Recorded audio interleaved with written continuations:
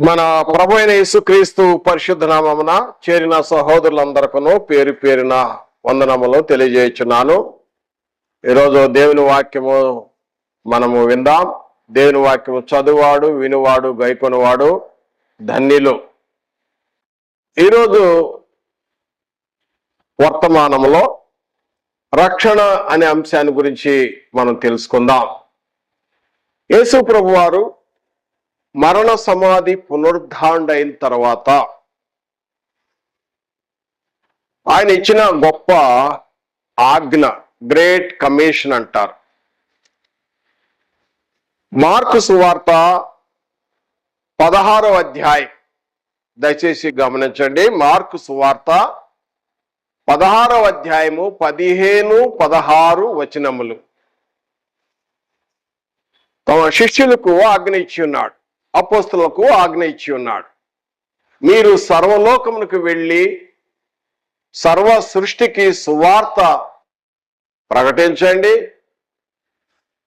నమ్మి బాప్తిసం పొందినవాడు రక్షింపబడును, నమ్మని వానికి శిక్ష. నమ్మి బాప్తిసం పొందితే రక్షింపబడతావు. బిలీవ్ ప్లస్ బాప్తిజం ఈజ్ ఈక్వల్ టు సాల్వేషన్ అన్నాడు యేసు ప్రభువారు. నమ్మి బాప్తిజం పొందినప్పుడు రక్షణ కలుగుతుంది, నమ్మకపోతే శిక్ష. ఇది ప్రభువారి యొక్క ఆజ్ఞ. కాబట్టి ఈరోజు రక్షణ అనే వర్తమానములో అనేక విషయాలు ఈరోజు మనం తెలుసుకుందాం. మనుషులకు రక్షణ అవసరమా? The need man's salvation. మనుషులకు రక్షణ అవసరం అంటే అవసరమే. ఎందుకనగా దయచేసి మనము పరిశుద్ధ గ్రంథమును చదువుదాం. యెషయా గ్రంథము 59వ అధ్యాయములో 59వ అధ్యాయములో యెషయా ప్రవక్త ఇలాగూ సెలవిస్తున్నాడు. రక్షింప నేరక ఉండినట్లు యెహోవా హస్తము కొరచకాలేదు, విననేరక ఉండినట్లు ఆయన చెవులు మందము కాలేదు. మీ దోషములు మీకును మీ దేవునికి అడ్డముగా వచ్చెను, మీ పాపములు ఆయన ముఖమునకు మీకు మరుగుపరిచెను గనుక ఆయన ఆలకింపక ఉన్నాడు. రక్షింప నేరక ఉన్నట్లు ఆయన హస్తము కొరచగా లేదు. నశించుచున్న ఆ వ్యక్తిని రక్షించటానికి ఆయన హస్తము కొరచగా లేదు. మనుషులు జీవిస్తారు, ఆ పడిపోతున్న వ్యక్తిని రక్షించినట్లుగా, అందుకున్నట్లుగా ప్రయత్నిస్తూ ఉంటారు.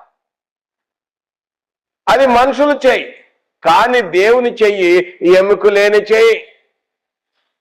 ఆయన ఎంతైనా చాపగలడు, అందుకోగలడు. పడిపోతున్న ఆ నశించుతున్న వ్యక్తిని బయటకు తీయగలడు.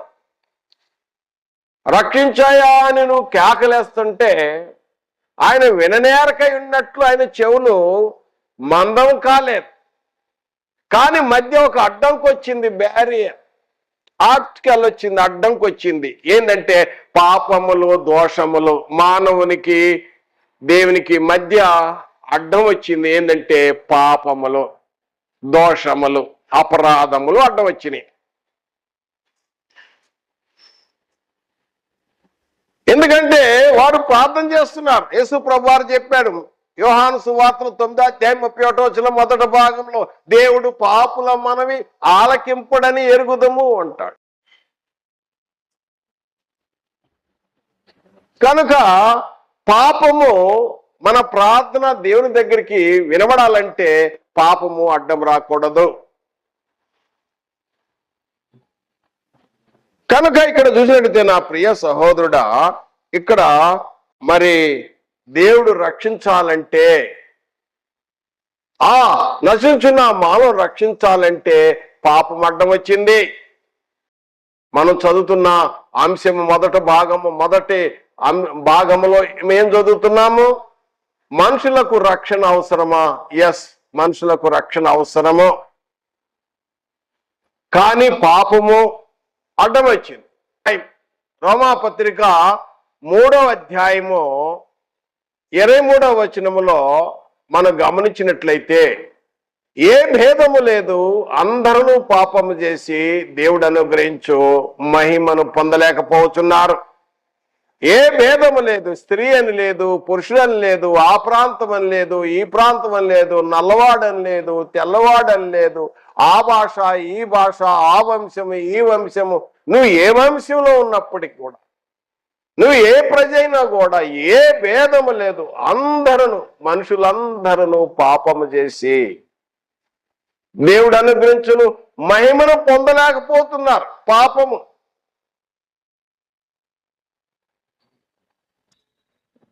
రోమాపత్రిక 6వ అధ్యాయం 23వ వచనంలో 6వ అధ్యాయం 23వ వచనంలో పౌలు గారు అంటాడు, పాపం వల్ల వచ్చు జీతము మరణము.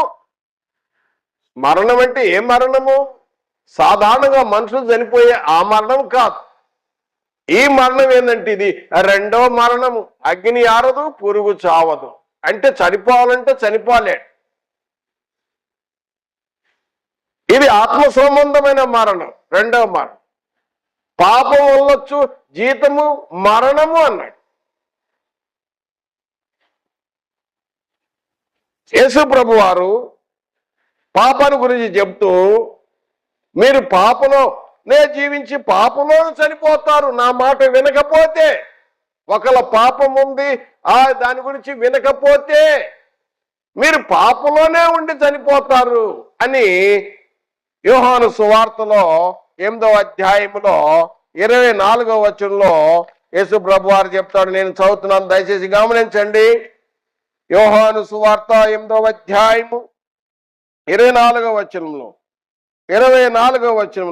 కాగా మీ పాపములో నుండి మీరు చనిపోవద్దని మీతో చెప్పి తిని, నేను ఆయనని మీరు విశ్వసింపని ఎడల మీరు పాపములోనే ఉండి చనిపోవద్దు. ఒక వ్యక్తి పాపములో ఉండి పాపములో జీవించి పాపంలోనే చనిపోతే పాపం వల్ల వచ్చే జీతము మరణము. ఈ మరణం అగ్ని ఆరదు, పొరుగు చావదు. అసలు ఈ పాపం ఎలా ప్రవేశించింది, అసలు ఎలా వచ్చింది అంటే రోమాపత్రికలో పౌలు గారు ఇంకా తేటగా జ్ఞాపకం చేస్తాడు. రోమిల పత్రిక 5వ అధ్యాయము 12వ వచనం గమనించుదాం. 5వ అధ్యాయం 12వ వచనం, ఎట్లుండగా ఒక మనుషుని ద్వారా పాపము ద్వారా మరణము లోకములో ఎలాగూ ప్రవేశించినో అలాగే మనుషులందరూ పాపము చేసినందున మరణం అందరికీ సంప్రాప్తమైన, అందరికి వచ్చేసింది. పాపం చేయని వారు కూడా వచ్చేసింది.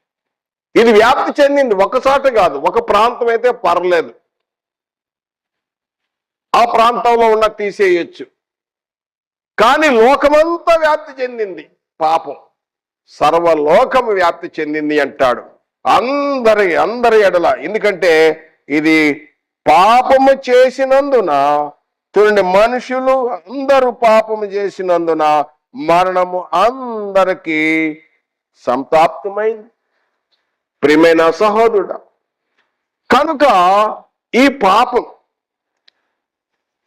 ఈ పాపమే దేవునికి మానవునికి అడ్డంకి వచ్చింది. ఈ అడ్డంకు తీయటానికే, ఈ పాపాన్ని తీసివేయటానికే, ఈ మరణాన్ని తొలగించటానికే యేసు ప్రభు వారి లోకానికి రావాల్సి వచ్చింది. యోహాను సువార్త 3వ అధ్యాయం 16వ వచనములో, యోహాను సువార్త 3వ అధ్యాయం 16వ వచనంలో మనకు సండే స్కూల్ పిల్లల దగ్గర నుంచి తెలిసి ఈ వాక్యం, అందరూ తెలుసు. దేవుడు లోకమును ఎంతో ప్రేమించను కాగా ఆయన తన అద్వితీయ కుమారునిగా పుట్టిన వాని యందు విశ్వాసముంచు ప్రతివాడు నశింపక నిత్య జీవం పొందినట్లు ఆయనను అనుగ్రహించెను. విశ్వసించు ప్రతివాడు నశింపక పొందాలంటే యేసుక్రీస్తు. ఇందులో దేవుని ప్రేమ, తన కుమారుని లోకానికి పంపటంలో దేవుని ప్రేమ. ఆ నశించున్న మానవాళి నిమిత్తం వెతికి రక్షించడానికి యేసుక్రీస్తు వారిని లోకానికి పంపాడు. ఎందుకంటే ఈ పాపము అంతటా వ్యాప్తి చెందింది. ఒకసాట కాదు, ఒకసాటేతో బాంబు వేసి అక్కడ ఆపేసేయచ్చు కాదు. ఇది బాంబుల వల్ల ఆగేది కాదు. దీని నిమిత్తము దేవుని యొక్క ప్రణాళిక, జగత్తు పునాది వేయబడక మునిపే ప్రణాళిక అంటాడు పేతురు భక్తుడు. పేతురు రాసిన మొదటి పత్రిక 1వ అధ్యాయం 20వ వచనం, జగత్తు పునాది వేయబడక మునిపే నిర్దోషము నిష్కలంక గొర్రెపిల్ల వంటి క్రీస్తు రక్తం చేత విమోచింపడాలి, పితృపారంపర్యమైన వ్యర్థ ప్రవర్తన విడిచిపెట్టినట్లుగా అంటాడు. కనుక అందుచేత యేసు ప్రభువారిని ఈ లోకానికి పంపాడు. పాపం అయితే అంతటా వ్యాప్తి చెందింది. రోమపత్రిక 5వ అధ్యాయం 12వ వచనము మరియు 14వ వచనం చూస్తే మనకు తెలుస్తుంది. కావున యేసు ప్రభువారు ఈ లోకానికి మనుషులందరి నిమిత్తము మనుషులు రక్షించాలని దేవుని యొక్క ప్రణాళిక. హెబ్రీ పత్రిక 2వ అధ్యాయంలో మనం చూసినట్లయితే 9వ వచనంలో, 2వ అధ్యాయం 9వ వచనంలో, హెబ్రీ పత్రిక 2వ అధ్యాయం 9వ వచనంలో మనం చూసిన దేవుని కృప వలన ఆయన ప్రతి మనుషుని కొరకు మరణము అనుభవించినట్లు ప్రతి మనిషి కొరకు మరణము అనుభవించాడు, మరణము రుచి చూశాడు. He tasted death. ప్రతి మనిషి కొరకు ఆయన మరణించాడు. ఒకవేళ మనం మనిషి అనుకుంటే మనకు అవసరం, పక్షులకు అవసరం లేదు, జంతువులకు అవసరం లేదు. ప్రతి మనిషి కొరకు యేసు ప్రభు వారు మరణం రుచి చూడటానికి వచ్చాడు. ఎందుకు అంటే 14వ వచనంలో ఇంకా క్లియర్గా అంటాడు ఎందుకు రావాల్సి వచ్చిందంటే, ఆ 14వ వచనం, కాబట్టి హెబ్రీ పత్రిక 2వ అధ్యాయము 14వ వచనం, 2వ అధ్యాయం 14వ వచనంలో, కాబట్టి ఆ పిల్లలు రక్త మాంసమును గలవారైనందున ఆ ప్రకారమే మరణము యొక్క, పాపంలో వచ్చిన జీతం మరణము యొక్క బలము గలవానికి అనగా అపవాదికి మరణము ద్వారా నశింపజేయుటకు జీవిత కాలమంతయు మరణ భయం చేత దాస్యమునకు లోబడిన వారిని విడిపించుటకు. మరణ భయము, దాస్యము అంటే అపవాది యొక్క దాస్యంలో ఉన్నాడు పాపం వలన. కనుక వాళ్ళని విడిపించటానికి యేసుక్రీస్తు వారు ఆయన కూడా రక్త మాంసాలలో మనిషి కుమారుడుగా, నరుడుగా రావలసి వచ్చాను. వాస్తవానికి యేసుక్రీస్తు వారు వాక్కు, ఆ వాక్కే శరీరధారిగా వచ్చాడు. ఫిలిప్పీ పత్రిక 2వ అధ్యాయం 5, 6, 7, 8 వచనాలు అక్కడ అంటాడు దేవునితో సమానము,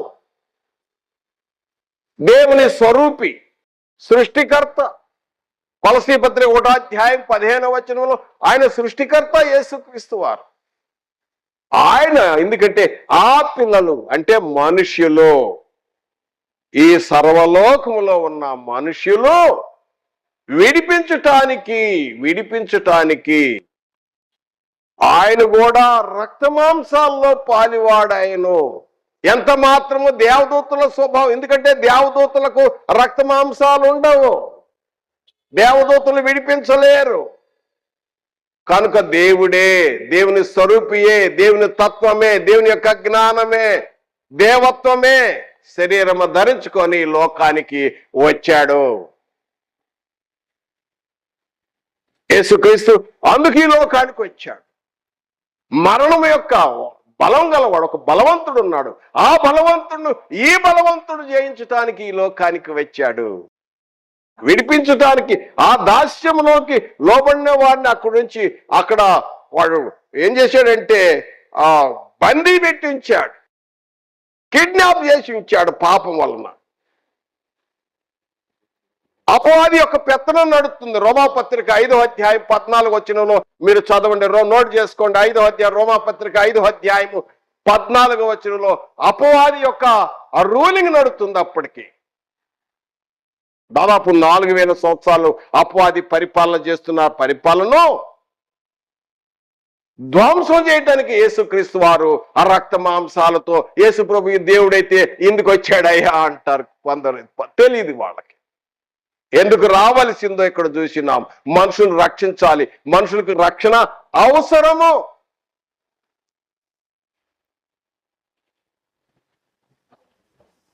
ఏదో ఒక ప్రాంతం అయితే ఏదో ఒక బాంబు వేసే ఏదో ఒక విధంగా నిర్మూలన చేయొచ్చు, కానీ ఈ పాపము అంతటా వ్యాప్తి చెందింది అంటాడు రోమాపత్రిక 5:12 మనం చదివినాం. అందుచేత మనకు రక్షణ అవసరమైంది. అందుచేత మనకు రక్షణ అవసరమైంది. అందుచేత రక్షణ అవసరమైంది. ప్రియమైన ఏంటంటే యేసు ప్రభు వారు ఆ శిలువ మరణము నొందటమే ఇది దేవుని కృప అంటాడు. హెబ్రీ పత్రికలో 2వ అధ్యాయం 9 ఇది దేవుని కృప. ఒకవేళ శిలువ మరణం, మనం ఈ రోజుల్లో చాలా మంది శిలువ ధ్యానములను చేస్తూ ఉంటారు. అసలు శిలువ మరణం నొందుట అది దేవుని కృప అన్నాడు హెబ్రీ గ్రంథకర్త, పరిశుద్ధాత్ముడు అంటున్నాడు.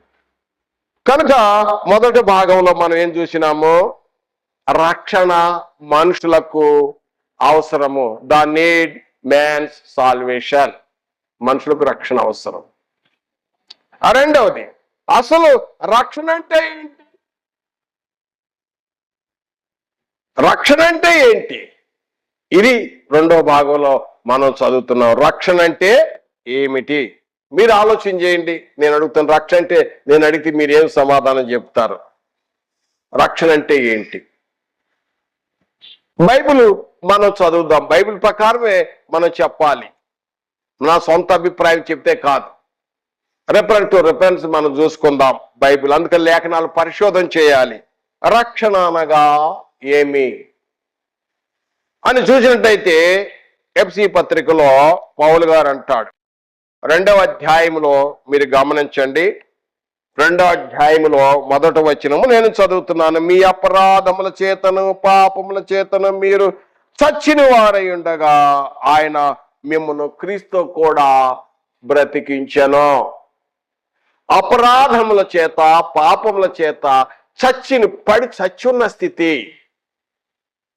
పాపం వల్ల చచ్చిపోయాడు మానవుడు. చచ్చిపోయిన స్థితిని బ్రతికించటానికే రక్షణ అవసరము. రక్షణ అంటే మనం చూసినట్టయితే ఇంకా చూడండి, 3వ వచనం వారితో కలిసి మనమందరము శరీరము యొక్కయు, ఎఫ్సి పత్రిక 2వ అధ్యాయం 3వ వచనం, వారితో కలిసి మనమందరము శరీరము యొక్కయు మనసు యొక్కయు కోరికలు నెరవేర్చుకొనుచు మన శరీర ఆశలను అనుసరించి మునుపు ప్రవర్తించుచు కడమ వారి వలె స్వభావ సిద్ధముగా దైవోగ్రతకు పాత్రులమైతిమి. శరీరము, మనస్సు యొక్క కోరికలతో, ఈ లోకాశలతో, నేత్రాశ, శరీరాశ, జీవుడము, వీటితో మానవుడు ఏమైపోయాడు? వాటిలో చచ్చిన స్థితి అంటాడు. అపరాధముల చేతను పాపల చేతను పడి చచ్చి ఉన్నారు అంటాడు. మీరు చచ్చి ఉన్నారని పౌలు గారు జ్ఞాపకం చేస్తాడు. అయితే క్రీస్తు కూడా బ్రతికించాను. ఒకప్పుడు నేను కూడా అదే స్థితి, దేవుని యథార్థం ఒప్పుకుంటున్నాను. అపరాధముల చేతను పాపముల చేతను శరీర ఆశలతోనూ మనిషి యొక్క కోరికలతోనూ జీవిస్తూ చచ్చిన స్థితిలో ఉన్నప్పుడు క్రీస్తు ఆయన ప్రేమతో బ్రతికించాడు.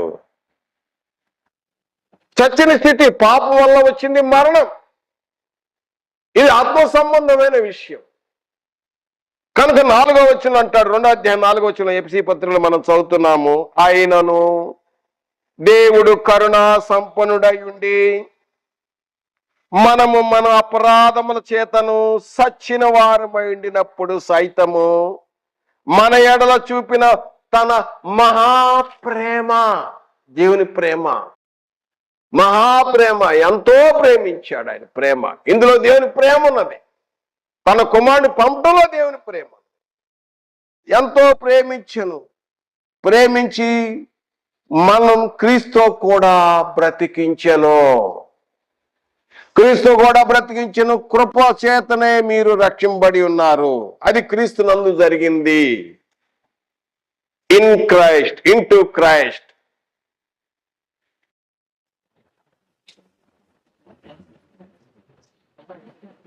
రక్షణ అంటే మనం తాత్పర్యం చూస్తున్నాం. చచ్చిన స్థితి నుండి, పాపం వల్ల చచ్చిన స్థితి నుండి బ్రతికించే కార్యక్రమంలో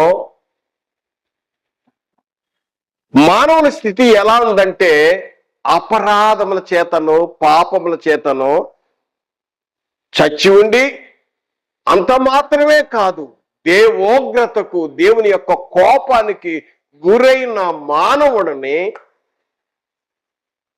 దేవుడు ఎంతో ప్రేమించి క్రీస్తునందు బ్రతికించెను. రక్షణ అంటే అర్థం క్రీస్తునందు బ్రతికింపబడటం. ఇంకా రోమపత్రికలో 5వ అధ్యాయం కూడా చూద్దాం.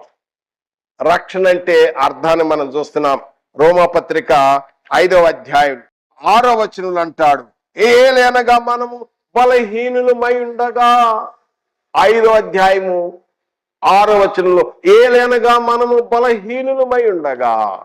8వ వచనములో మనము పాపులమై ఉండగా. 10వ వచనంలో మనము శత్రువులై ఉండగా, దేవునికి శత్రువు, దేవుని కోపానికి గురై ఉండగా. ఇది మానవ స్థితి. ఇలాంటి పరిస్థితుల్లో దేవుని ఉగ్రతకు గురైపోయిన మానవులను ఏ విధంగా రక్షించాడంటే, పాపం వల్ల చచ్చిపోతున్న ఆ మానవులను బ్రతికించటానికి క్రీస్తు రోమపత్రిక 5వ అధ్యాయం 9వ వచనంలో చెప్తున్నాడు. 5:9 దయచేసి గమనించండి. రోమపత్రిక 5వ అధ్యాయము 9వ వచనంలో ఈ విధంగా రాయబడింది, కాబట్టి ఆయన రక్తం వలన ఇప్పుడు నీతిమంతులుగా తీర్చబడి మరింత నిశ్చయముగా ఆయన ద్వారా ఉగ్రత నుండి రక్షింపబడితిమి. దేవుని కోపము నుండి రక్షింపడం. రక్షణ అంటే అది. రక్షణ అంటే అర్థమైంది కదండి. దేవుని కోపము నుండి విడుదల కావటం. అది కూడా ఎలాగూ? యేసు రక్తం వలన. యేసు రక్తము నీతిమంతులుగా తీరుస్తుంది. యేసు రక్తము రక్షిస్తుంది. దేవుని కోపం నుండి విమోచింపబడుతున్నాడు మానవుడు. రక్షణ అంటే అది. చూసారా రక్షణ అంటే తాత్పర్యం? రోమపత్రిక 5వ అధ్యాయము 9వ వచనంలో, ఎఫెసీ పత్రిక 2వ అధ్యాయము 1 నుండి 8 వచనాల్లో మనకి రక్షణ అంటే తెలుస్తుంది. ఇంకొక ఉదాహరణ జ్ఞాపకం చేస్తున్నాను. పాపం వల్ల చచ్చిపోయిన స్థితి నుండి రక్షింపబడటము, దేవుని కోపము నుండి విమోచింపబడటం ఒక మంచి ఉదాహరణ పాత నిబంధనలో ఉన్నది. ఏమనగా దయచేసి గమనించండి. సంఖ్యాకాండము 21వ అధ్యాయము 4వ వచనము నుండి 9వ వచనం వరకు ఉన్న సారాంశము. రక్షణ అంటే అర్థాన్ని జ్ఞాపకం చేస్తున్నాను. ఇదొక దృష్టాంతాన్ని జ్ఞాపకం చేస్తున్నాను. పాత నిబంధనలు ఉన్న దృష్టాంతం. 21వ అధ్యాయము, సంఖ్యాకాండము 21వ అధ్యాయము 4 నుండి 9 వచనాల సారాంశం. ఇజ్రాయేల్ ప్రజలు ఎదోము దేశమును చుట్టూ పోవాలని హోరు కొండ నుండి ఎర్ర సముద్రం మార్గముగా ప్రయాణిస్తున్నప్పుడు దాదాపు సైన్యము 6,03,530 సంఖ్యాకాండము 1వ అధ్యాయము 45-46 వచనాలు చూస్తే మనకు తెలుస్తుంది. 6 లక్షల మంది యుద్ధ వీరులే, 20 ఏళ్ల పైబడిన వాళ్ళు పేరెంట్స్ ఉన్నారు, తల్లిదండ్రులు ఉన్నారు, వాళ్ళతో అన్ని జనులు కూడా ఉన్నారు. దాదాపు 25 lakhs పీపుల్ మార్చి నాయకత్వం, మోషే నాయకత్వం. మోషే మంచి నాయకుడు, మిక్కిలి సాత్వికుడు, మంచి లీడర్ మోషే. ఆ నాయకత్వంలో నడుస్తూ ఉన్నప్పుడు అక్కడ ఏం జరిగిందంటే ప్రజలు అంతమంది సొమ్మసిల్లిపోయారు. వాస్తవే, అలసిపోతున్నారు. ఆహారము, నీళ్లు వాటి వల్ల ఇబ్బంది పడి, తినే ఆహారము సవిచారము లేదు, చప్పగా ఉంటుంది. అక్కడేమో ఐగుతులు, పచ్చాపలు, కీరాలు, దోసకాయలు, చిలకడ దుంపలు, అనేక దుంపలు ఉన్నాయి అక్కడ ఉచితంగా దొరికినాయి చేపలు. అక్కడ తిన్నవాళ్ళు రాగలే, ఆహారం చప్పగా ఉంది. ఎందుకు మోషే మమ్మల్ని చంపటానికి తీసుకొచ్చావా ఈ అరణ్యంలోకి అని మోషే మీద విరోధంగా మాట్లాడారు. దేవుడైన యెహోవాకు విరోధంగాను మోషేతో విరోధంగా మాట్లాడినప్పుడు దేవుడైన యెహోవాకు కోపం వచ్చింది. వెంటనే ఏం చేశాడంటే ఆ తిరుగుబాటు చేసిన ఆ సణిగే వారి గురించి ఏం చేసి తాపకరమైన సర్పములను పుట్టించాడు. ఆ సర్పం వచ్చి, ఆ తాపకరమైన సర్పములు వచ్చి ఏం చేస్తున్నాయంటే కరుస్తున్నాయి. కరవగానే ఏం జరుగుతుందంటే కొద్దిసేపటికి అది రక్తంలో ప్రవేశిస్తుంది, గుండె వరకు చేరుతుంది, ఇక ఫంక్షన్ మొదలవుతుంది. శరీరం లోపల ఉన్న పార్ట్స్ అన్ని ఇక కళ్ళు తిరగటము, వాంతులు రావటం, నురుగు రావటం, చచ్చిపోతాం, గిల్లలు కొట్టుకులాడుతున్నాం. అనేక మంది చనిపోతున్నారు. ఆ టైంలో మళ్ళా ఇజ్రాయెల్ ప్రజలు వచ్చి మోషేతో బతిలాడారు. అయ్యా మమ్మల్ని క్షమించండి, మేము పాపం చేశాం, నిజమే మేము పాపం చేశాం, పాపం వల్ల మేము ఇప్పుడు చచ్చిపోతున్నాం, పాపం వల్ల మరణం వచ్చింది అని వారు అడిగినప్పుడు మరలా మోషే యెహోవాకు ప్రార్థన చేశాడు. అప్పుడు యెహోవా ఏం చేశాడంటే, మోషే ఇత్తడి సర్పం ఒకటి తయారు చేయి, ఒక స్తంభం ఉంచు, ఆ స్తంభం మీద ఇత్తడి సర్పాన్ని ఉంచు, తాపకరమైన ఆ సర్పము లాంటి ఒక ఇత్తడి సర్పాన్ని చేసి ఈ స్తంభం మీద ఉంచు. ఎవరైతే ఆ స్తంభం మీద ఉన్న ఆ ఇత్తడి సర్పాన్ని నిదానించి చూస్తారో వాళ్ళు బ్రతుకుతారు అని చెప్పాడు. అప్పుడు సర్పము కలవగానే, అయ్యా నన్ను క్షమించు, ప్రార్థన చేస్తే జరగలేదు, బ్రతకలేదు. ఎవరైతే ఆ సర్పం వైపు, ఆ ఇత్తడి సర్ప స్తంభం మీద ఉంచబడిన ఇత్తడి తాపకరమైన సర్పము లాంటి ఆ యొక్క ప్రతిమను చూశారో వాళ్ళు బ్రతకటం మొదలు పెట్టారు. కరిసిన మళ్ళా విషయం దిగుతూ వచ్చింది. ఇది రెమిడీ, మందు. కోపం, దేవుని యొక్క కోపం చల్లారాలంటే ఏం చేయాలి? ఆ స్తంభం మీద ఉన్న ఇత్తడి సర్పాన్ని నిదానించి చూసినప్పుడు కరబడిన ఆ మనిషి మరలా బ్రతకటం మొదలు పెట్టాడు.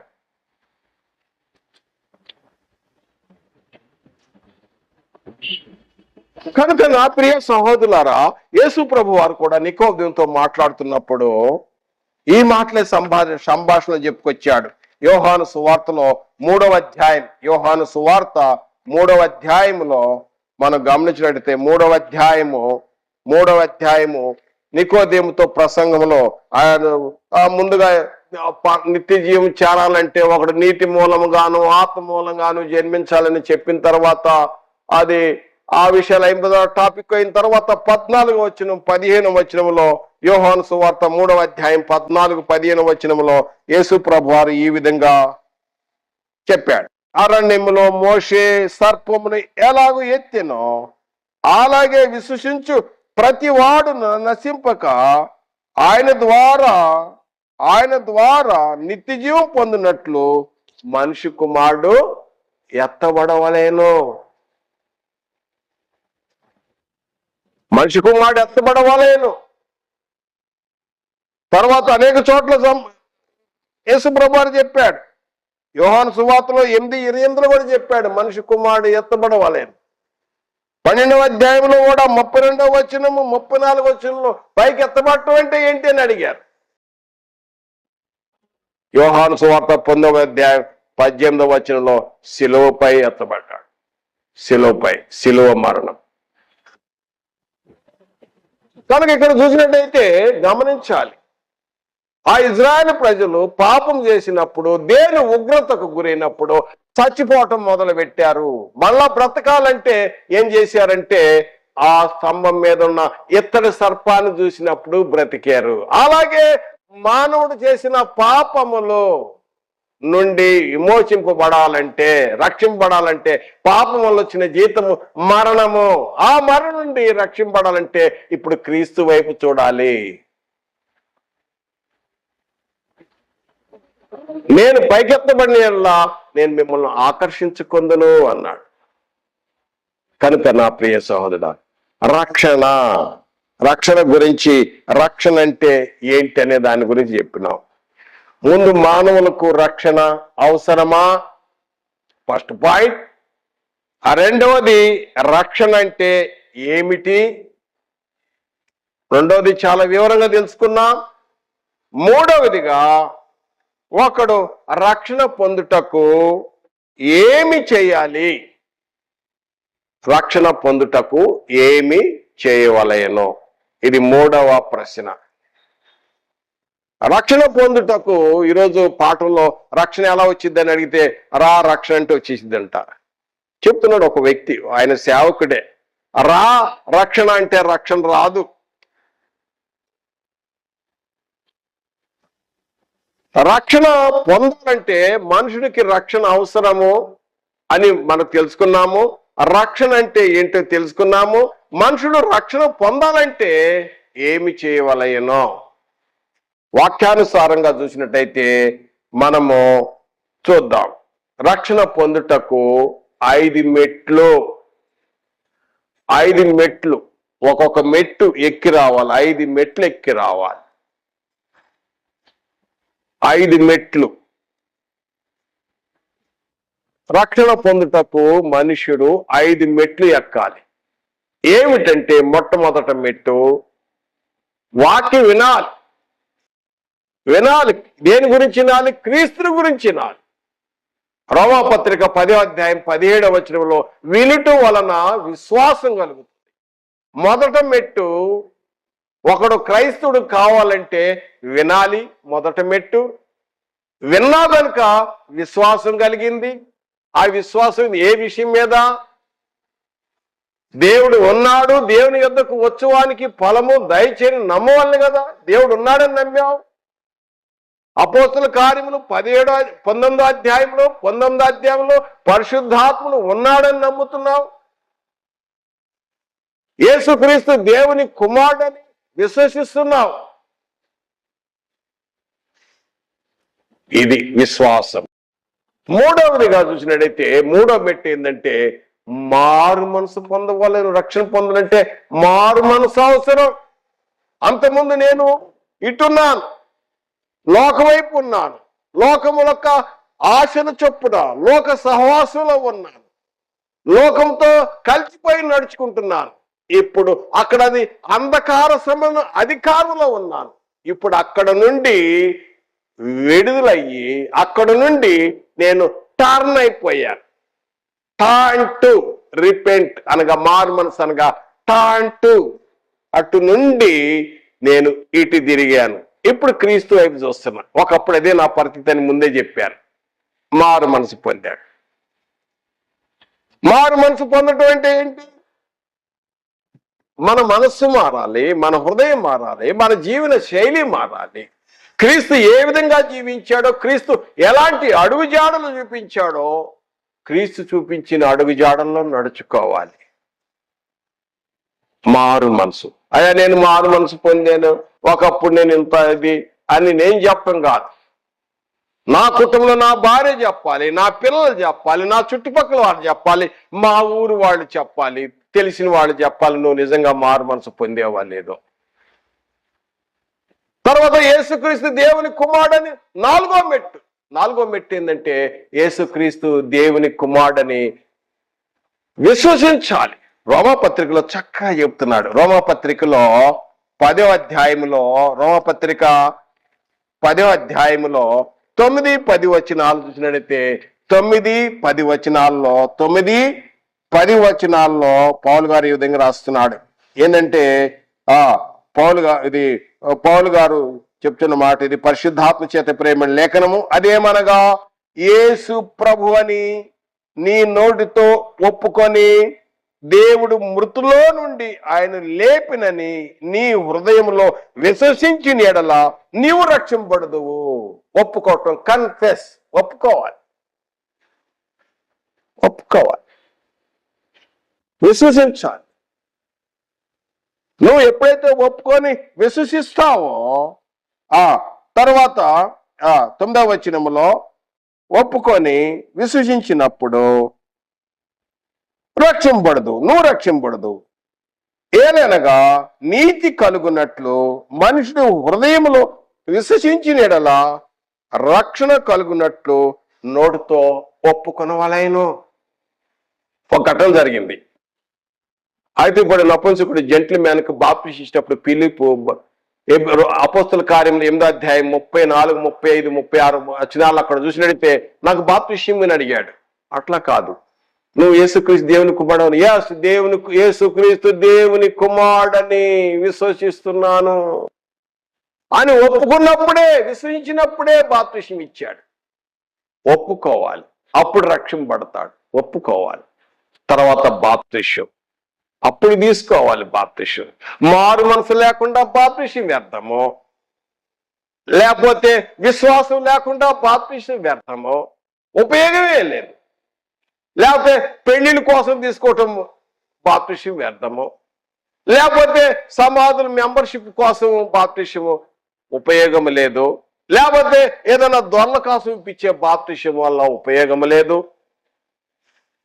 చాలా మంది సినిమా చూపించి బాప్తిసం ఇచ్చేవాళ్ళు కూడా లేకపోలేదు. యేసు ప్రభు బాప్తిసం పొందాడు కదా, మీరు కూడా బాప్తిసం పొందండి, ఆ పిక్చర్ చూపించారు. అది కాదు, ఇవి 5 మెట్లు జరగాలి. ఏ మెట్లు? వాక్యము వినాలి, మొదటి మెట్టు. రెండో మెట్టు విశ్వాసం, వినుట వలన విశ్వాసం కలిగింది, 3వ మెట్టు. 4వ మెట్టు మారు మనసు. 5వది ఒప్పుకోవాలి. రోమాపత్రిక 10వ అధ్యాయం 9, 10 వచనాల్లో హృదయములో, మనసులో, నోటితో ఒప్పుకోవాలి. పాప క్షమాపణ నిమిత్తము బాప్తిసము పొందాలి. ఎప్పుడైతే బాప్తిసం పొందావో నువ్వు రక్షణ పొందుతున్నావు. మనుషుడు రక్షణ పొందే విధానం ఇది. ఇది ఒక వాస్తవానికి ఒకడు క్రైస్తవుడు ఎట్లా అవుతాడంటే ఇది మూల పాఠం. ఇది ఎలిమెంటరీ ఎడ్యుకేషన్, ఇది ప్రారంభం. ఇది ఒక మూల పాఠం. వినుట, విశ్వాసము, మారు మనసు, ఒప్పుకొనుట, బాప్తిసము ఈజ్ ఈక్వల్ టు రక్షణ. నీ పాపాలు కడిగివేయబడుతున్నాయి. యేసు రక్తం ప్రతి పాపము కడిగి పవిత్రులుగా చేయును. బాప్తిసమందు ఏమి జరుగుతుందంటే, నా ప్రియ ఇది కూడా తెలియజేస్తున్నాను, ఏంటంటే యేసుక్రీస్తు శిలువతో, ఆయన మరణముతో ఐక్యత కలిగి ఉంటున్నావు, నూతన జీవము కలిగి ఉంటున్నావు, ప్రాచీన స్వభావం సిలువేసేస్తున్నావు, నూతన జీవుగా నడుచుకోవటానికి బాప్తిసము పొందుతున్నావు, కొత్త జన్మ జన్మిస్తున్నావు. సెకండ్ బార్న్, రెండో జన్మ, నూతన జన్మ జన్మిస్తున్నావు బాప్తిసమందు. దేవుడు ఈ రక్షణ సంకల్పాన్ని బాప్తిసంతో ముడిపెట్టేశాడు. దేవుని సంకల్పం ఇది. అర్థమైందండి? మనుషుడు రక్షణ పొందుట ఎట్లు? వినాలి, విశ్వాసం ఉంచాలి, మారు మనసు జరగాలి, ఒప్పుకోవాలి, పాప క్షమాపణ నిమిత్తము బాప్తిసం పొందినప్పుడు రక్షింపబడి సంఘంలో చేర్చబడతాడు. క్రైస్తవుడు అప్పుడవుతాడు. క్రైస్తవుడు అవటం అంటే ఏం చేయాలి? అక్కడ సిలువ, మరణ, సమాధి, పునరుద్ధానం. రోమాపత్రికలో 6వ అధ్యాయం 3 నుండి 6వ వచనంలో రాయబడినట్టుగా ప్రాచీన స్వభావం సిలువేయబడాలి. పౌలు గారు అంటాడు గలతీ పత్రిక 2:20లో, శరీరమును దాని ఇచ్చలతోనూ దురాశలతోనూ సిలువేయబడి ఉన్నారు. ప్రాచీన స్వభావం సిలువేయబడాలి. నీ ప్రాచీన స్వభావం కోమలో ఉండవు. కోమాలు ఉంటే మళ్ళీ బతుకుద్ది ప్రాచీన స్వభావం. ప్రాచీన స్వభావం అంత తేలిగ్గా ఊరుకుంటుందయా? ఎన్నాళ్ళు కలిసిమెలిసి జీవించావు, ఇప్పుడు నువ్వు బాప్తిసం పొందగలు వదిలిపెడతానా అంటది ప్రాచీన స్వభావం. అంతేలుగదు, సిలివేయబడాలి. పౌలు గారు అంటారు, శరీరంలో దాని ఇచ్చలతో దురాశలతో. గల్తీ పత్రికలో కనీసం 3 times అంటాడు. గల్తీ పత్రిక 2:20లోను, గల్తీ పత్రిక 5:24 గల్తీ పత్రిక 6:14 శరీర జీవించేది నేను క్రీస్తు కొరకే జీవిస్తా, క్రీస్తే నా యందు జీవిస్తున్నాడు. ఇది క్రైస్తవుడు అయిన తర్వాత ఇక మనం జీవించేది క్రీస్తు. ఎందుకంటే క్రీస్తు కూడా బాప్తిసం అందు ఒక విధంగా చెప్పాలంటే క్రీస్తు ఐక్యమైపోతున్నావు. ఒక ఆత్మ సంబంధమైన బంధము ఏర్పడింది. క్రీస్తు శరీరంలో చేర్చబడుతున్నావు, నువ్వు రక్షింపబడ్డావు. ఈరోజు 3 భాగాలుగా రక్షణ గురించి తెలుసుకున్నాం. నెంబర్ 1, మనుషులకు రక్షణ అవసరమా? రెండవది, రక్షణ అంటే ఏమిటి? మూడవది, రక్షణ పొందుటకు నేను ఏమి చేయవలయనో. రక్షణ పొందుట ఎట్లు 5 మెట్లు అని తెలియపరిచాను. ఇది మొదటి భాగము. మళ్ళా రెండో భాగంలో ఈ రక్షణ గురించి పార్ట్ 2 రెండో భాగంలో వస్తుంది. మీరు ఎంతో ఓపికతో ఉన్నారు. వందనములు.